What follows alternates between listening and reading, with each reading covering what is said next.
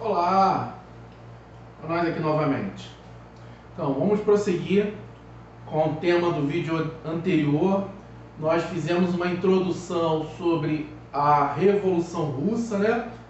Então, nós abordamos todos aqueles aspectos, né, referente à situação da Rússia.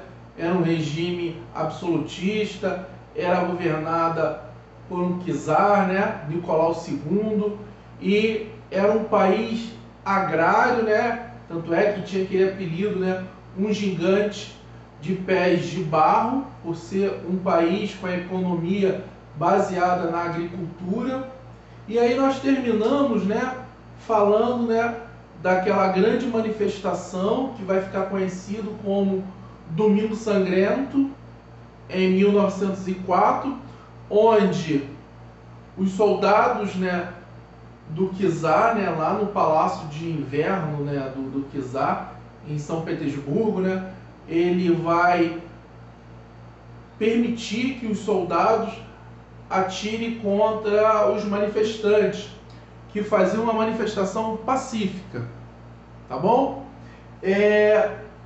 A repercussão disso vai ser muito negativa para o regime, tá? A imagem do czar vai ficar muito abalada, porque imagine, um governante, um rei, um czar, mandar atirar nos seus próprios súditos, que estavam desarmados, estavam carregando estandartes, né, cartazes com figura dos santos ortodoxos, né, pacificamente. Então ele vai ficar com a imagem muito arranhada.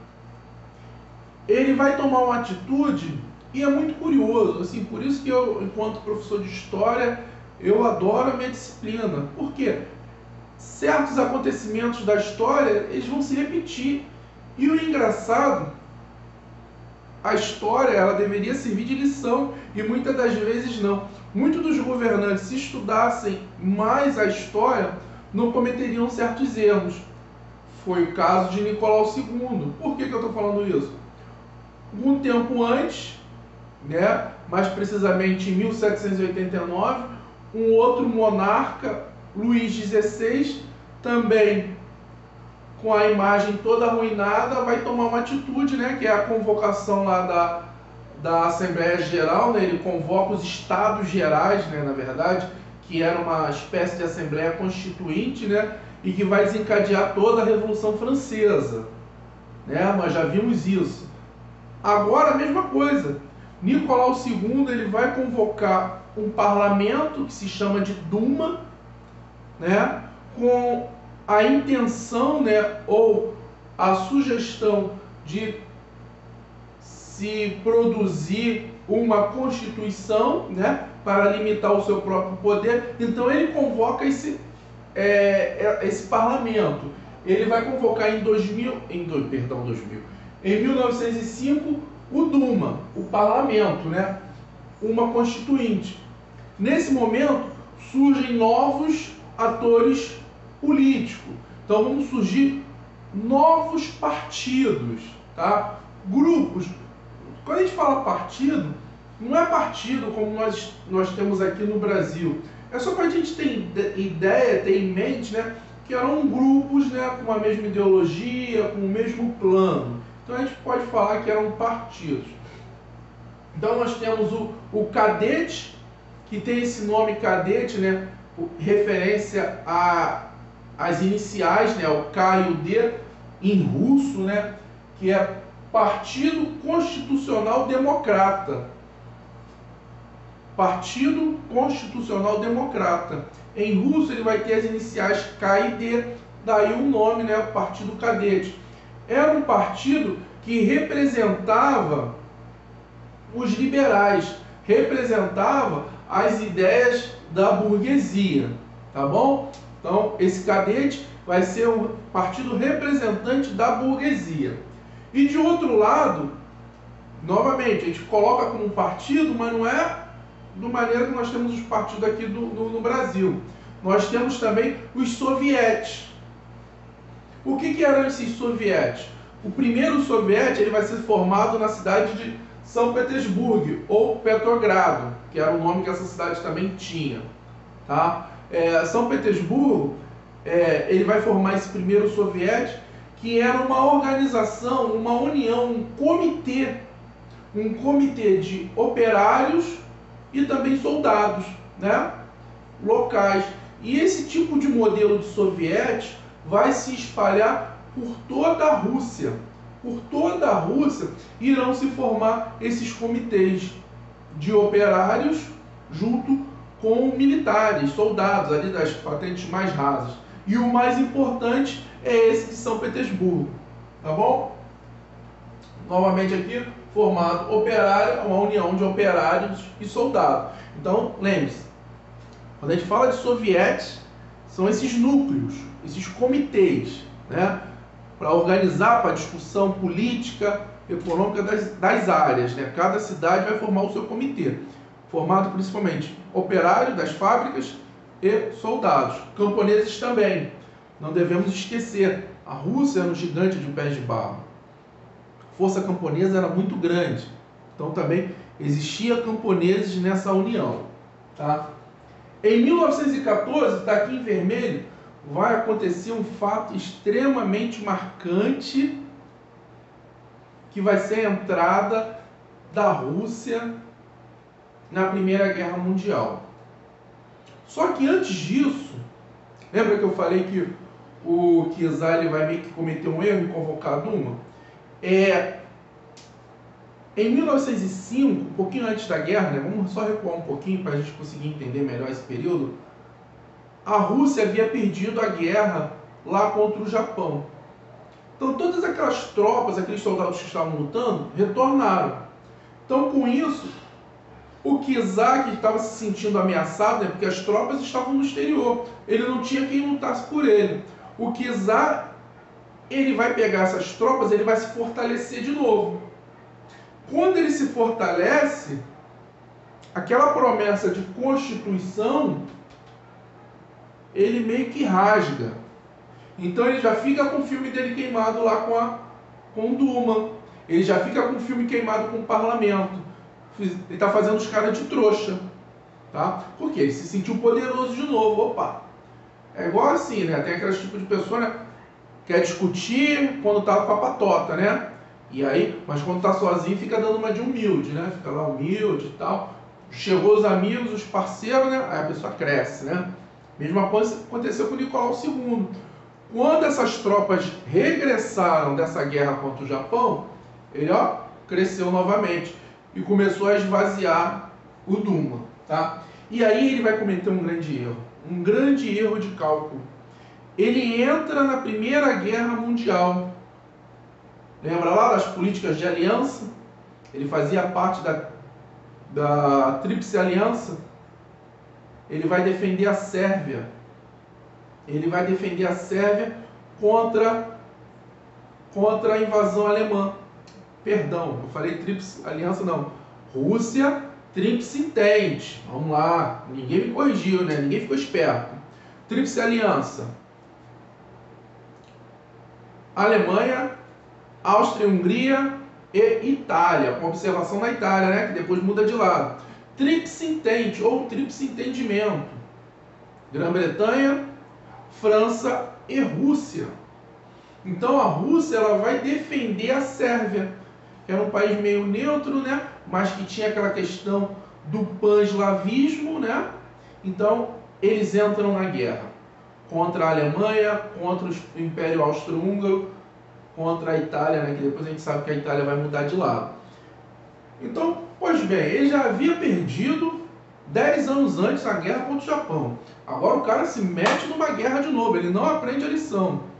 Manda seus soldados para o fronte de batalha, os caras sem equipamento adequado, sem treinamento, sem alimento.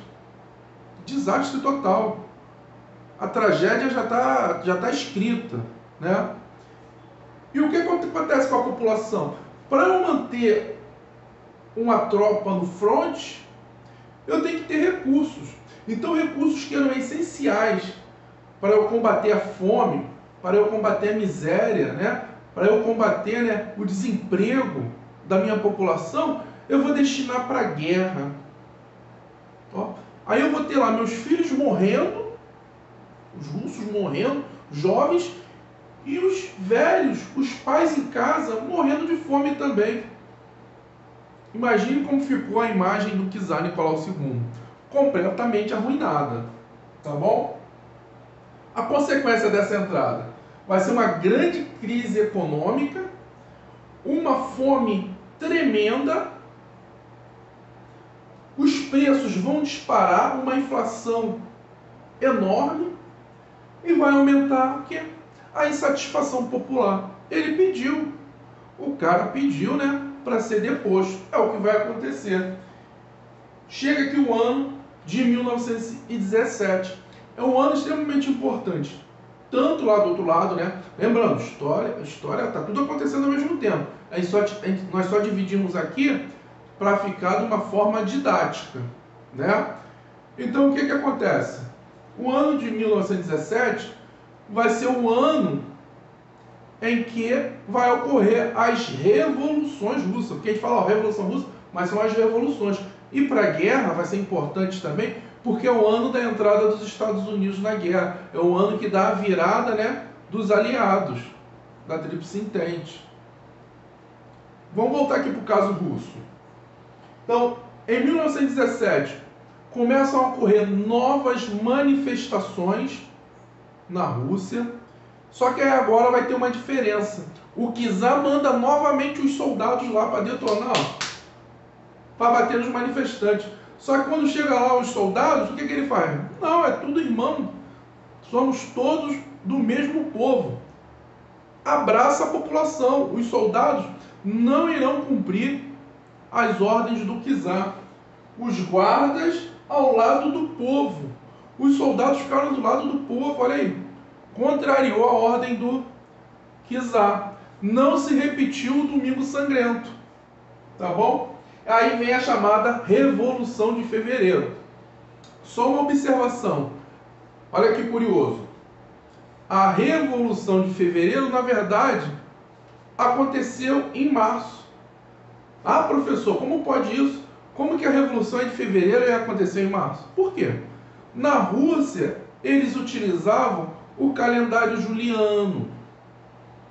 E no Ocidente, né, aqui no Brasil, Estados Unidos, né, Europa Ocidental, usa-se o calendário gregoriano. Então há essa diferença, né? Para os russos lá, estavam no mês de fevereiro, calendário juliano, e no calendário gregoriano já estávamos em março, tá? Mas aí passa para a história, né? Os livros de história, vocês vão ver a Revolução de Fevereiro, tá? É nessa Revolução de Fevereiro que o czar vai ser deposto, tá? Depois, mais à frente, ele vai ser executado, ele e toda a sua família, os Romanov, tá bom? Essa Revolução de Fevereiro, ela vai ser uma união, né? O fim da monarquia, como eu falei, da Duma com o Soviético de Petrogrado. Petrogrado, tá? Vai ter essa união. A Duma vai formar um governo provisório comandada por Alexander Kerensky, tá? Lembrando lá do primeiro vídeo, Kerensky, ele fazia parte dos mencheviques, que eram a minoria, só que era minoria no papel, porque houve uma armação de Lenin. Lenin, na verdade, lá na hora lá, ele vai fazer uma armação. Os bolcheviques, que significa, né, maioria, na verdade, eles eram a minoria. Então há uma armação, né, uma contagem errada de votos. Muitas pessoas não foram lá na votação lá no partido comunista, né, naquele partido dos operários russo, né, antes da formação do Partido Comunista, né, e aí ele vai se autodenominar bolcheviques, a maioria. Mas Kerensky, ele era menchevique, menos radical, lembra? Bolcheviques radicais, muito radicais. Os mencheviques, eles queriam uma revolução, mas por meio da política, gradual, dentro da lei. Tá bom? Então, Kerenski, ele assume esse governo, ele vai ser o principal líder desse governo provisório. Legal até aqui?